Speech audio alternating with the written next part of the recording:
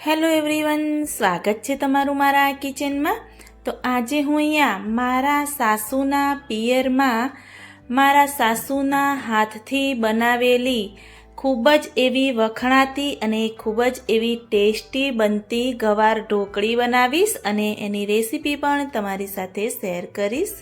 અને હા, તમે દાળ ઢોકળી સાંભળ્યું હશે, પરંતુ ક્યારે પણ ગવાર ઢોકળી નહીં સાંભળ્યું હોય અને ખાધી પણ નહીં હોય તો તમે પણ મારી આ રેસીપી જોઈ એકવાર ચોક્કસથી ટ્રાય કરજો। ખૂબ જ એવી ટેસ્ટી બને છે। તો મારી આ રેસીપી તમને પસંદ આવે તો વિડીયોને સ્કીપ કર્યા વગર જોતા રહેજો અને મારા આ વિડીયોને તમારા ગ્રુપમાં વધારે શેર કરજો। ગવાર ઢોકળી બનાવવા માટે મેં અહીંયા એક બાઉલમાં ગવાર સમારીને લઈ લીધો છે અને ગવાર મેં અહીંયા 100 ગ્રામ લીધો છે। હું અહીંયા 3 વ્યક્તિ માટેની ગવાર ઢોકળી બનાવવાની છું। આ રીતેની ગવારની શીંગો આવે છે, એમાંથી મેં અહીંયા રફલી એવા મોટા એવા ટુકડા કરી દીધા છે। એક શીંગના 2 ટુકડા કરશો તો પણ ચાલશે, પરંતુ મોટા એવા આપણે ટુકડા કરવાના, એ પણ ખાસ ધ્યાન રાખવાનું। તો હવે આપણે ગવારનો વઘાર કરીશું। ગેસ ઓન કરી મેં અહીંયા કઢાઈ રાખી દીધી છે અને અંદર તેલ ગરમ કરવા રાખ્યું છે અને તેલ આપણે થોડું એવું વધારે રાખવાનું। તો મેં 3 ટેબલસ્પૂન તેલ લઈ લીધું છે।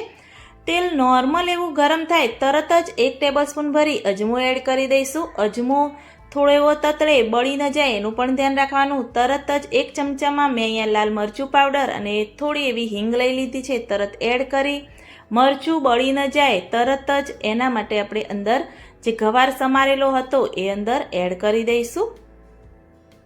મસાલામાં ગવાર આ રીતે મિક્સ કરી બીજા મસાલા કરીશું। તો 1.5 ટેબલસ્પૂન જેવું ધાણા જીરું પાવડર એડ કરીશું, 1 ટેબલસ્પૂન હળદર પાવડર એડ કરીશું, 1 ટેબલસ્પૂન લાલ મરચું પાવડર આપણે એડ કરીશું। જેવું તીખું જોઈએ એ રીતે તમે લાલ મરચું પાવડર એડ કરી શકો છો। અને હા, તમને કહું કે આજે આપણે ગવાર ઢોકળી બનાવીશું એ એકદમ સિમ્પલ મસાલા સાથે, ઘરના મસાલા સાથે એકદમ ટેસ્ટી એવી આપણી ગવાર ઢોકળી બનીને તૈયાર થશે। તો થોડો એવો મસાલો સંતળાઈ જાય અને તેલમાં થોડો એવો ગવાર સંતળાઈ જાય તરત જ આપણે અંદર પાણી એડ કરીશું। હું અહીંયા 2 ગ્લાસ ભરી અત્યારે પાણી એડ કરી દઈશ। પાણી આપણે જે રેગ્યુલર નોર્મલ પાણી હોય છે એ જ એડ કરવાનું છે। હું અહીંયા 2 ગ્લાસ અત્યારે પાણી એડ કર્યું છે, પરંતુ જો પાછળથી જરૂર પડશે તો આપણે અંદર એડ કરીશું। આ રીતે પાણીમાં બધું જ મિક્સ કરી ગેસની ફ્લેમ આપણે થોડી એવી ફૂલ કરી દઈશું અને જે ગવાર અંદર છે એને આપણે 80% જેટલો કૂક થવા દઈશું। તો બંધ કરી અને ગવારને આપણે કૂક થવા દઈશું।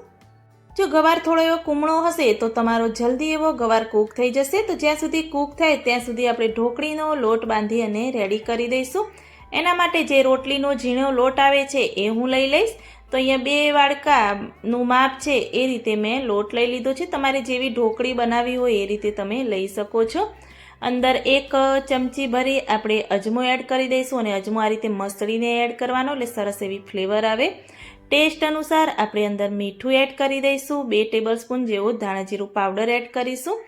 1 ટેબલસ્પૂન જેવું લાલ મરચું પાવડર આપણે અંદર એડ કરીશું અને 1 ટેબલસ્પૂન જેવો હળદર પાવડર અંદર એડ કરી દઈશું। અને મોણ માટે 2 મોટી ચમચી ભરી હું અહીંયા તેલ એડ કરી દઈશ। મોણ એડ કરવું ખૂબ જ એવું જરૂરી છે ઢોકળીના લોટમાં।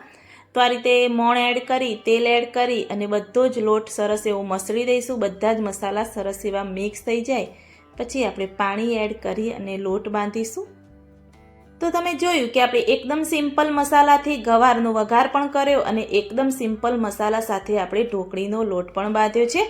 તો ઘરના મસાલામાંથી જ એકદમ ટેસ્ટી બનતી આપણે ગવાર ઢોકળી બનાવીને તૈયાર કરીશું। તો મેં અહીંયા થોડો લોટ વધારે બાંધ્યો છે। હું બીજા લોટના પરાઠા બનાવવાની છું એટલે એ રીતે મેં લોટ બાંધ્યો છે। તમારે જો ન બનાવવા હોય તો તમે એ રીતે ઢોકળી ખાલી બનાવી હોય તો એ રીતેનો તમારે માપ લઈ અને લોટ બાંધવાનો। લોટ સરસ એવો બંધાઈ ગયો છે, ઢાંકી અને રેસ્ટ આપીશું। હવે આપણે ગવાર કૂક થઈ ગયો છે કે નહીં એ ચેક કરીશું। તો આ રીતે ચમચાની મદદથી ચેક કરીશું અને ગવારને આ રીતે ચાકુની મદદથી આ રીતે કટ કરીને ચેક કરીશું। તો હજી થોડી એવી ગવાર કૂક થવાની વાર છે અને તમે જોઈ શકો છો કે પાણી થોડું એવું ઉકળીને પાણીનું પ્રમાણ પણ ઓછું થઈ ગયું છે। તો પાણી હું અહીંયા 1 ગ્લાસ ભરી ફરીથી અંદર એડ કરી દઈશ। મિક્સ કરી અને ગવારને 1 થી 2 મિનિટ માટે ફરીથી આપણે કૂક થવા દઈશું।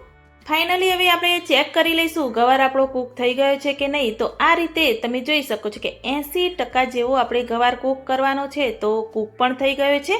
અને જો તમારે પાણી ઓછું લાગે તો તમે આ સમયે પાણી એડ કરી દેવાનું. તો હવે ગવાર સાઈડમાં ધીમી ગેસની ફ્લેમ કરી એને ઉકળવા દઈશું. અને હવે આપણે અહીંયા ઢોકળીનો લોટ બાંધ્યો હતો એમાંથી મોટા એવા રોટલા વણી અને ઢોકળી બનાવીશું.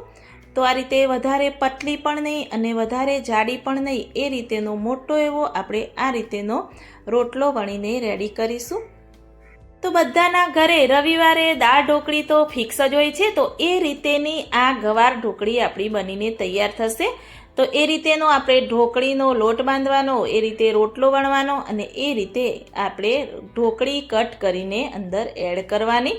તો આ રીતે ઝીણી ઝીણી ઢોકળી હું કટ કરીશ. તમારે મોટી જોઈએ તો તમે મોટી પણ કરી શકો છો, પરંતુ માનવ માહિરને એકદમ નાની એવી ઢોકળી જ પસંદ છે, એટલે અહીંયા મેં આ રીતે નાના નાના ટુકડા કરીને રેડી કર્યા છે. તો હવે સાઈડમાં જે આપણે ગવારનું પાણી ઉકળે છે એમાં આ બધી જ ઢોકળી એડ કરી દઈશું.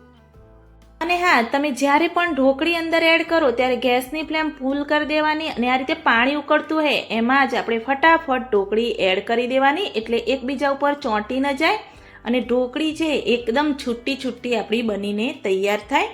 તો આ રીતે જે મેં કટ કરી હતી એ બધી જ ઢોકળી અંદર એડ કરી દઈશ અને સાઈડમાં બીજા રોટલા વણી અને આપણે બીજી પણ ઢોકળી અંદર એડ કરીશું.